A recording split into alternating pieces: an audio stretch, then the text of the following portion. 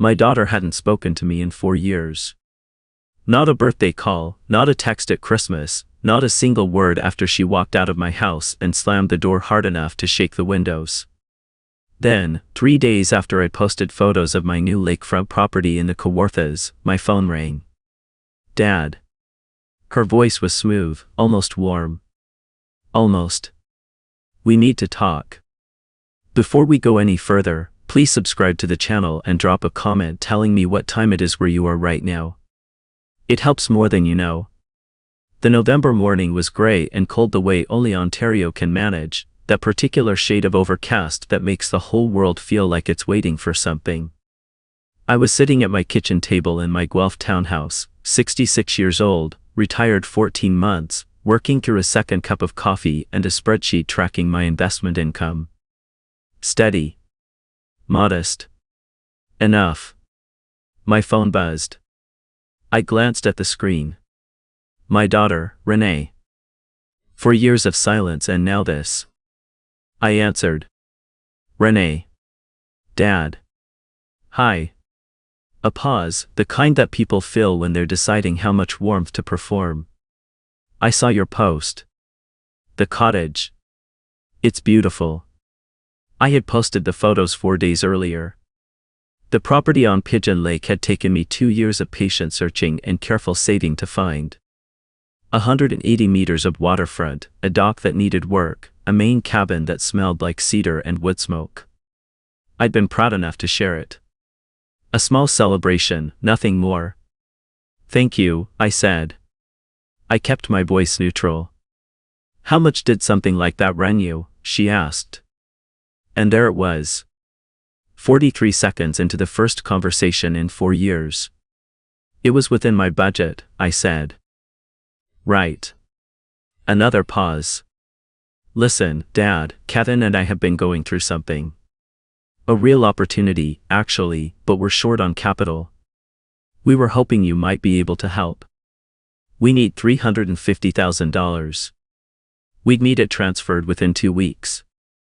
I sat very still. My coffee had stopped steaming. $350,000. Delivered in the same tone you'd use to ask someone to pick up milk on the way home. Renee, we haven't spoken in 4 years. I know. And I feel terrible about that. I really do. But this opportunity will wait, Dad. Kevin's business partner is only holding the window open until the end of the month. It's a commercial development in Barrie. Mixed use. The projections are incredible. Kevin. My son-in-law. The man who had stood in my living room 4 years ago and told me I owed my daughter a more generous share of the money I'd made selling my accounting practice. The man who had done the arithmetic on 35 years of my work and decided his wife deserved a larger percentage than I'd chosen to give. I'll have to think about it, I said. Dad, there's not a lot of time, I said. I'll think about it. Silence. Then, quieter, okay. But please don't wait too long. The line went dead. I set the phone on the table and looked at it for a long moment. Through the kitchen window, the maple in my backyard had lost most of its leaves. I planted that tree the year Renee was born. 38 years ago. I used to push her in a swing beneath it when she was small enough that her feet didn't reach the ground. When had that become this? I went to the window. I stood there for a while, just breathing. 4 years ago, I had sold my accounting practice after 35 years. I'd built it from one desk in a rented office above a dry cleaner in downtown Guelph into a firm with 9 employees and a client list I was genuinely proud of. The sale brought in $1.4 million after taxes and fees. More than I had ever expected to walk away with. I had been generous. I thought so at the time. Renee and Kevin received $180,000 outright. No conditions, no expectations. I helped with the down payment on their home in Barrie 2 years before the sale. I paid for their wedding. When Kevin's first business venture struggled, I quietly covered the gap. I didn't keep a ledger. It wasn't that kind of relationship. Or so I thought. The argument happened on a Sunday afternoon in November, 4 years back. Kevin arrived with documents. Actual printed documents, which I remember thinking was a strange choice for a family visit. He sat at my dining room table and explained, in careful measured language, that Renee had contributed meaningfully to the value of my practice over the years. That she had referred clients. That she had attended firm events as my representative. That by his calculation, her contributions justified a claim to at least 30% of the sale proceeds. $420,000. I remember the specific number because he had written it down and slid the paper across to me. I remember looking at the paper, then at my daughter, who was sitting beside him and not quite meeting my eyes. I asked if she agreed with this. She said Kevin had done the research. That was when I understood what was happening. Not a conversation. A demand, dressed in the language of reasonableness. I told them both to leave. Kevin told me I was being selfish and short-sighted. Renee said nothing. She followed her husband out the door and pulled it shut behind her hard enough to rattle the picture frames in the hallway.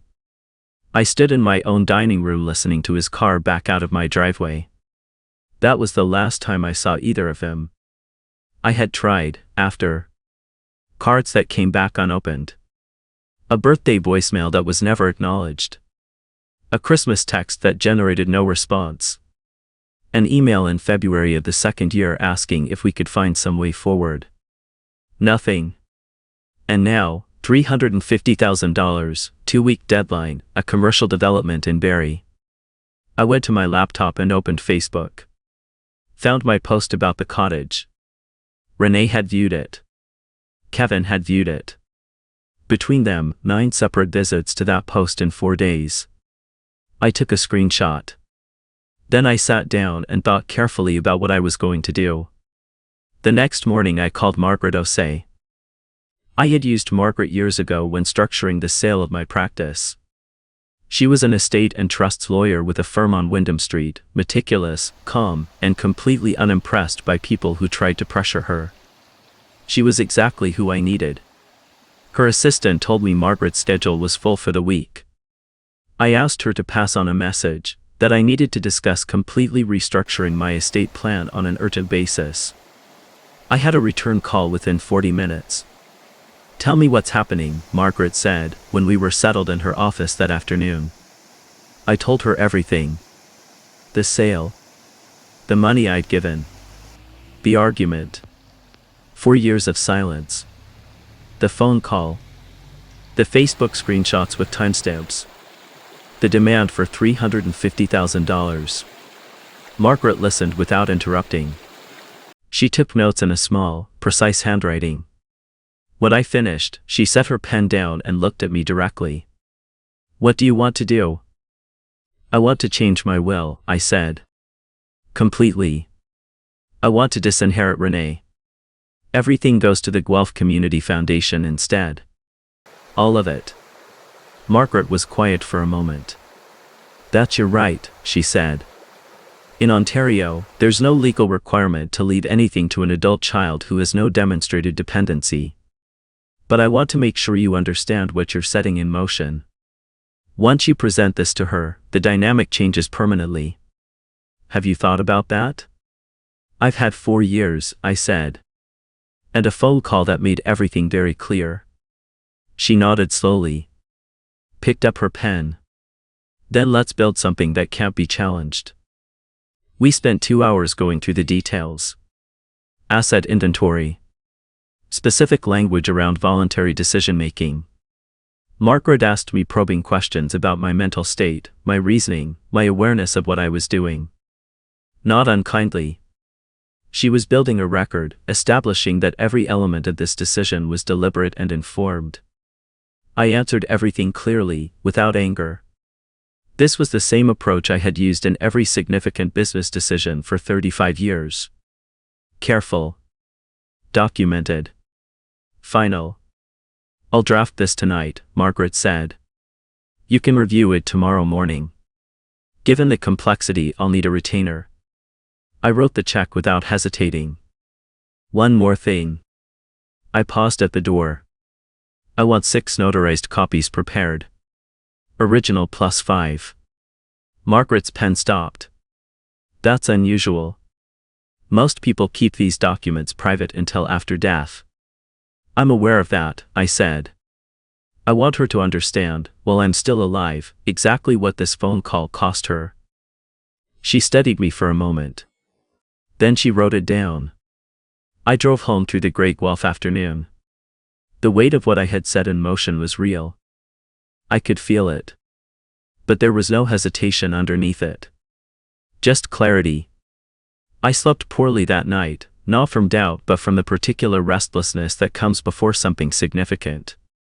By 7 in the morning I was showered and dressed. By 9 I was back in Margaret's office, signing documents. 6 signatures. 6 notarizations. The seal pressed into paper, transforming intentions into legal instruments. By 11 I was home, sitting at my kitchen table with my phone in my hand. I typed a message to Renee. I've thought about your request. I'd like to discuss it properly. Can we meet?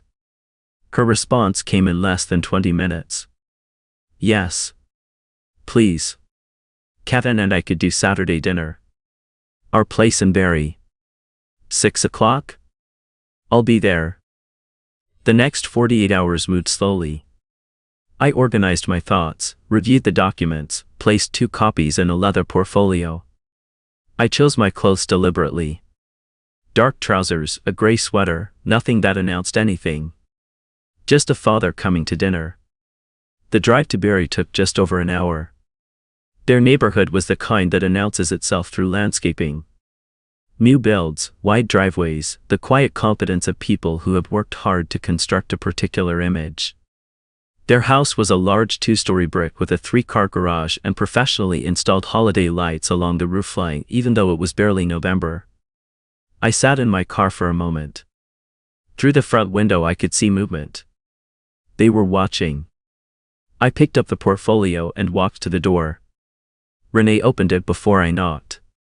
Her smile was wide and practiced, the smile of someone performing warmth on a stage. Dad. I'm so glad you came. She hugged me briefly, the kind of hug that communicates performance rather than feeling. Kevin appeared behind her, hand extended. Good to see you. Really? His grip was firm. His eyes went immediately to the portfolio under my arm, then away again. The dining room was staged. Candles. Cloth napkins. Wine already poured. A roast in the center of the table that looked as though it had come from somewhere other than their own oven. We wanted to make this feel special, Renee said, pouring water. Family should celebrate being together. I sat. I placed the portfolio beside my chair on the floor. Kevin's eyes found it again. Dinner proceeded with practiced ease. Renee asked about my health, my cottage, whether I'd been managing the winter preparation on the property. Kevin talked about the Barrie real estate market with the confidence of someone explaining something simple to someone slower. He mentioned return projections.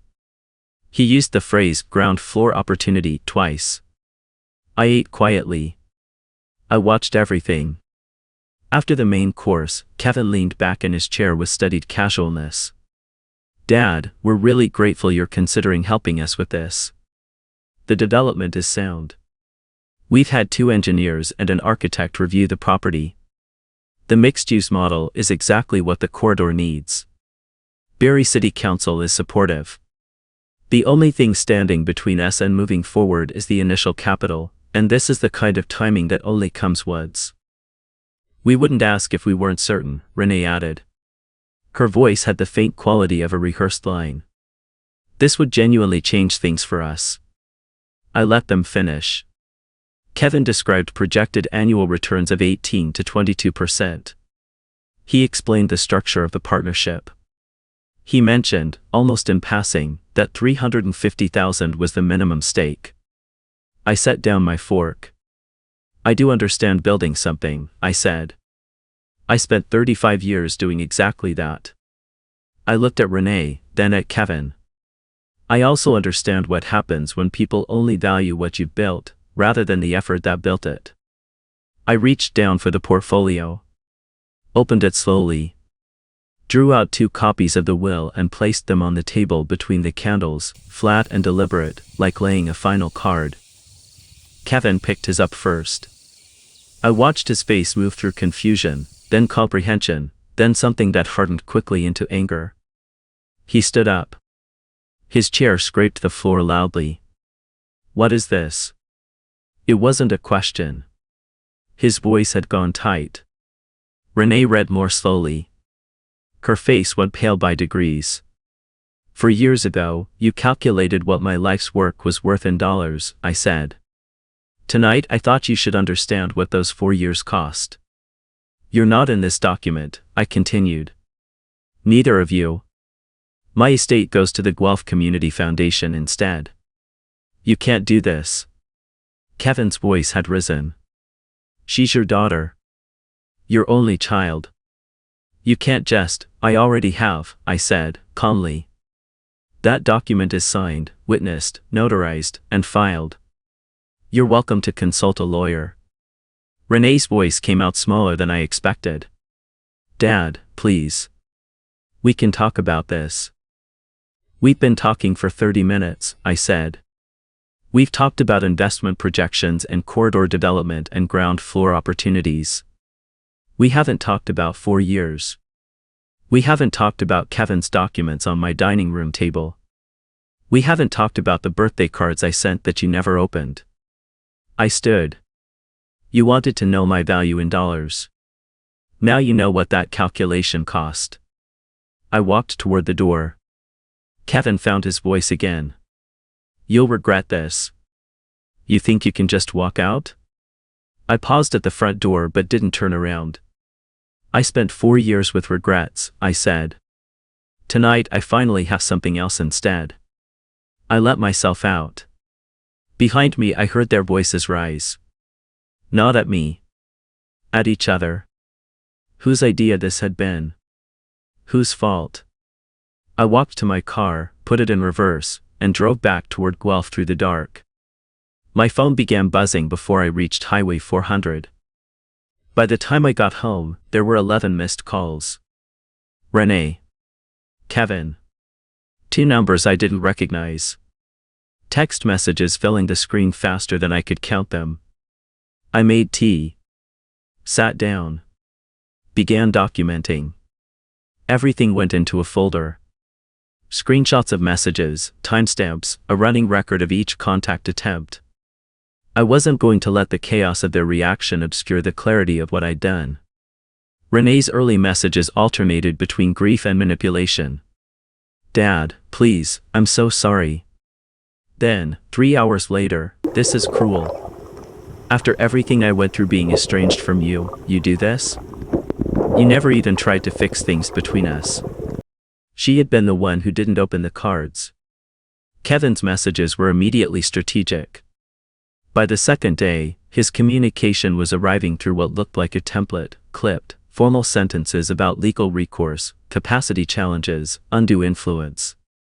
He was already thinking like a litigant. On the 3rd morning, Renee arrived in my driveway. I was at the kitchen window with my second cup of tea when her car pulled in too fast. She got out, didn't bother with the path, walked straight across my lawn in her coat. "Dad." Her voice was loud enough that I could hear it through the glass. "I know you're home. Please." I stepped back from the window but kept my phone out, opened the recording app. Ontario is one-party consent. Anything said on my property, I was entitled to record. Renee alternated between crying and shouting. She said I was punishing her for Kevin's behavior. She said she'd tried to reach out over the years but I hadn't made it easy. She said I was going to die alone if I didn't learn how to let people in. My neighbor from across the street, a retired postal worker named Bert who had known me for 12 years, came out of his house. He walked over without hurrying. "Ma'am." His voice was polite, unhurried. "This is a residential street. You're disturbing the neighbors. Mr. Alderson isn't answering his door, which means he's asked for privacy. I'd encourage you to go home before someone calls the non-emergency line. Renee turned on him. You have no idea what's happening here. I know you're on someone else's front lawn making a scene, Bert said, with the patience of a man who had delivered mail in all weather for 30 years and was no longer impressed by much. Time to go. She went. Not quietly. Her last words toward my window were about what a judge would think of my mental state. Bert waited until she'd turned the corner, then came to my door. You all right, Walter? I'm fine, I said. I showed him my phone. I recorded everything. If this goes further, I may need a witness. He nodded. I've been watching. 12 years, never seen you be anything but reasonable. He looked down the street where her car had gone. Some people don't want reasonable. They want what they want. That evening I sent Margaret everything. Screenshots. The recording. The message log. The timeline. Her response came before I'd finished my dinner. This is thorough. Come in tomorrow. We need to prepare. The meeting confirmed what I'd expected. Renee and Kevin had retained a litigator out of Toronto named Reynolds, known for contesting estates. They were filing a capacity challenge and a claim of undue influence. The argument would be that I'd acted out of emotional distress, that I wasn't thinking clearly, that a rational person wouldn't disinherit their only child over a disagreement about money. We need medical documentation, Margaret said. Comprehensive cognitive and psychological evaluation. The kind that makes a judge's job simple. I spent the following 10 days in appointments. Dr. Patel, my physician for the past 17 years, ran full cognitive testing. Memory, executive function, processing speed, blood work, neurological screening. I sat in his office the following afternoon while he reviewed the results with the careful face of a man who takes his work seriously. Your cognitive function is excellent, he said. He meant it as reassurance. To me it sounded like ammunition. Memory and processing are above average for your age group. Blood pressure is well managed. Neurologically, nothing of concern. I need that in writing, I said. Detailed. Someone is claiming I'm not competent to make decisions about my own estate. He looked at me over his glasses. I'll have a comprehensive report ready by Thursday. The psychological evaluation was conducted by Dr. Nadia LeBlanc, a specialist in elder competency assessments with an office in Kitchener. 2 hours of structured testing followed by an hour of interview. Walk me through your decision-making process, she said. From the phone call to the signed will. I laid it out exactly as it had happened. The call. The Facebook screenshots. The pattern of estrangement followed by contact triggered by evidence of wealth. The consultation with my lawyer. The document review. The deliberate decision to bring copies to dinner so that Renee would understand the consequences while I was still alive and present to explain them. That's sequential, reasoned, and purposeful, she said, writing. No signs of coercion, disordered thinking, or impaired judgment. Quite the opposite. Margaret reviewed both reports with visible satisfaction. This is solid, she said. 2 independent professionals, both documenting full competency. Their challenge was already weak. This makes it significantly weaker. She paused. But they'll keep pushing. What's your next step? I had been thinking about this since the day after the dinner. What if I removed what they're fighting over? I said. Not in the will. Before I'm gone. Margaret set her pen down. Explain. They're contesting the will because they expect to have grounds after I die, I said. But if I transfer a significant portion of my estate now, into an irrevocable trust, those assets aren't in my estate anymore. There's nothing to contest. She leaned forward slowly. An irrevocable charitable trust transfers assets out of your estate permanently.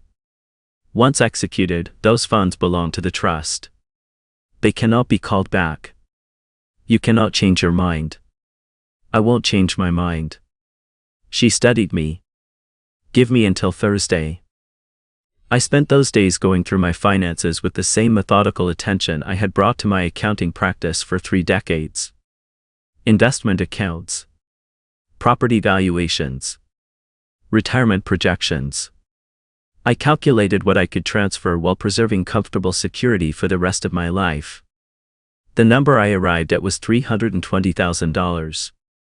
Enough to matter. Not so much that I was compromising my future. Thursday came. Margaret had prepared everything. An irrevocable trust removes these assets from your estate immediately, she said. They are no longer yours in any legal sense. They cannot be included in a capacity challenge or a contested will because they won't be part of your estate when you die. And my position after the transfer? You retain approximately $940,000 in assets, plus your properties. More than adequate for retirement. I looked at the trust documents. Clean language. Clear structure. Permanent transfer to the Guelph Community Foundation. Once signed, final. Their legal challenge becomes a fight over what remains, I said. Correct. And what remains is still protected by your will, your documentation, and your medical evaluations. Let's sign. The signing was as careful as the will had been. Same witnesses. Same notarization. When it was complete, I called my investment broker. I need to execute a transfer, I said. $320,000 in securities from my primary account to a new trust account. I gave him the details. A pause on his end. That's a significant movement, Mr. Alderson. Charitable Trust. Guelph Community Foundation. People in this city have been building things for 140 years. It's time I contributed to that. I'll process it today. I thanked him and hung up. Margaret was watching me from across the table. You mentioned wanting to make a public statement, she said. I'd advise being careful. I know. But they've been managing the narrative. People who've known me for decades are hearing that I've lost my mind, or that I'm vindictive. I'd like my version to exist somewhere. Brief. Factual. No names. Run it by me first. That evening I wrote 4 drafts before I was satisfied. I removed everything defensive. Everything that sounded like argument. What remained was simple. It read, 35 years of building something teaches you that the people who show up every day matter more than those who arrive when the work is finished. I've made decisions about my estate that reflect that belief, after careful thought and in full consultation with legal and medical professionals. Everyone has the right to determine what their life's work builds next. Margaret approved it. I posted it. Comments accumulated through the afternoon. Colleagues from my accounting years. Neighbors. Friends from my curling club. My former office manager, who had worked with me for 22 years, wrote simply, "This sounds exactly like you, Walter." The people who know you know. The narrative was shifting. 2 weeks passed. Reynolds filed the capacity challenge formally. Margaret responded with the medical documentation, the psychological evaluation, the detailed timeline of deliberation, and the irrevocable trust transfer that had already removed $320,000 from any future dispute. Then my phone rang. Renee's name on the screen. Dad. Her voice was different this time. Quieter. The practiced warmth was gone. What replaced it was harder to read. I know you probably don't want to hear from me. I don't blame you. But I've been thinking about a lot of things, and so has Kevin, and we were wondering if we could meet. Not about any of this. Just us. Just family. I had expected this call. I had been expecting it for 10 days. Where? I said. Anywhere you want. We could come to Guelph. There's a coffee shop on Carden Street, I said. Saturday. 2 in the afternoon. Thank you, Dad. Really. I spent the next 2 days preparing. I verified my recording app was functioning. I reviewed the Ontario Recording Consent Statute. I thought carefully about what I wanted to understand from this conversation. Saturday arrived cold and clear. I got to the coffee shop 15 minutes early, chose a corner table where I could see the door, and placed my phone face down on the table with the recording running before they walked in. Renee and Kevin came through the door together. No quotes that made statements. No performance of success. Kevin's expression was the careful face of someone who had been coached on what not to do. Renee looked tired in a way that wasn't about sleep. They sat down. Ordered coffees. A moment of quiet. "Dad," Renee said. "I don't know where to start. I know I handled things badly. I let Kevin's anxiety about money bleed into how I saw you, and I let that go on for too long. I'm sorry for the cards I didn't open. I'm sorry for the years." She meant some of it. I could hear the parts she meant and the parts that had been rehearsed, and I didn't hold the rehearsed parts against her. People prepare for hard conversations. That's not dishonesty. Kevin leaned forward. "Mr. Alderson, I owe you a real apology. I came into your home and presented a demand like it was a business negotiation. That was wrong. I let my own financial stress drive me to do something that cost Renee her relationship with her father. I have to live with that." I nodded. I said nothing. "We've both been seeing someone," Renee said. "A therapist. Separately at first and now together. It's helped us see some things more clearly." "I'm glad to hear that," I said. A pause. Kevin looked at his coffee. Then back at me. "Dad, I'll be honest. Part of why we're here is that Reynolds told us the challenge is unlikely to succeed. The documentation you have is substantial. We're not here because of that. But I won't pretend it wasn't part of the picture. At least it was honest. If there were any chance," Renee said carefully, slowly, "that you'd reconsider some of what you've decided. Not the whole thing. We're not asking for that. But if you felt that things were different now, that the relationship was worth investing in, maybe a smaller amount.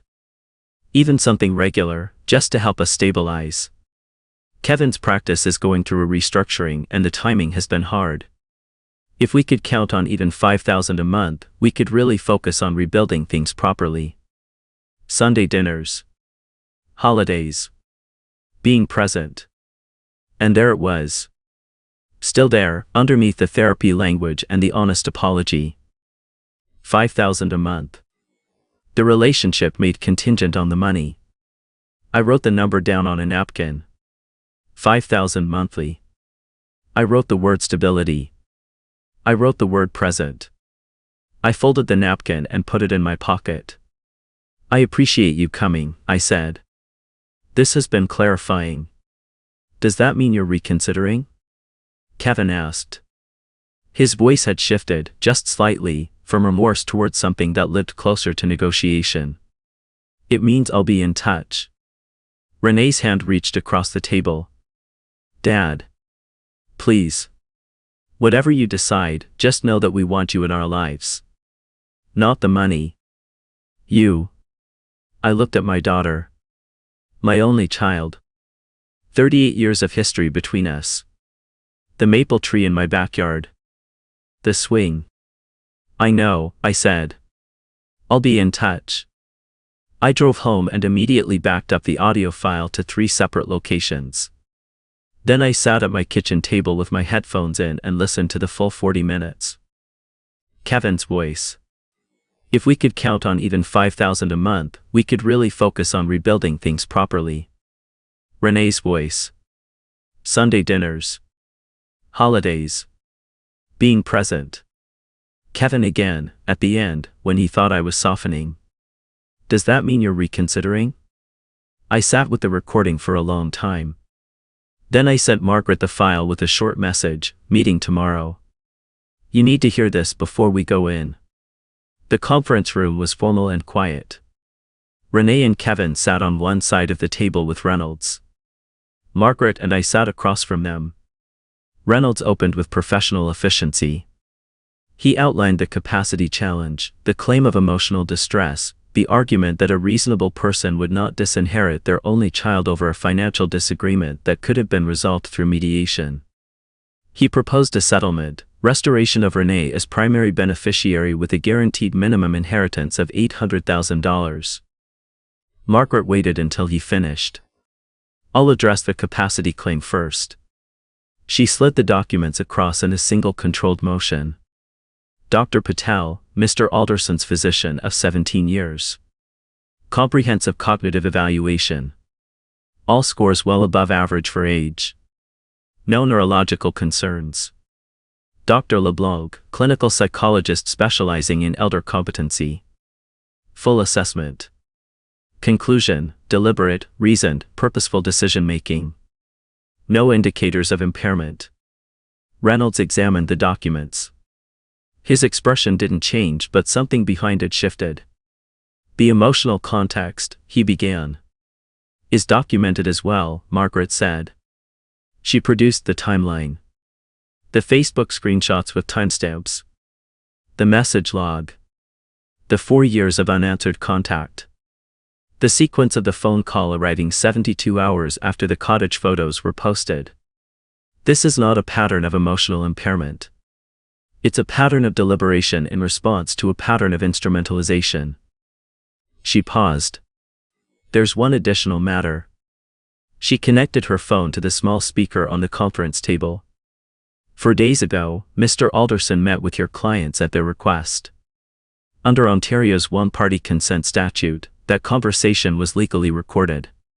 Kevin's jaw tightened. Renee looked at the speaker. Margaret pressed play. Kevin's voice filled the room, clear and unhurried. If we could count on even $5,000 a month, we could really focus on rebuilding things properly. A silence in the room. Renee's voice from the recording. Sunday dinners. Holidays. Being present. Kevin again. Does that mean you're reconsidering? Margaret stopped the playback. Reynolds turned to his clients. The exchange between them was brief, sharp, and quiet. Kevin's shoulders dropped incrementally. Renee looked at the table. My clients, Reynolds said after a moment, have decided to withdraw the challenge. Renee's voice came from across the table, not at Reynolds, not at Margaret. At me. Dad.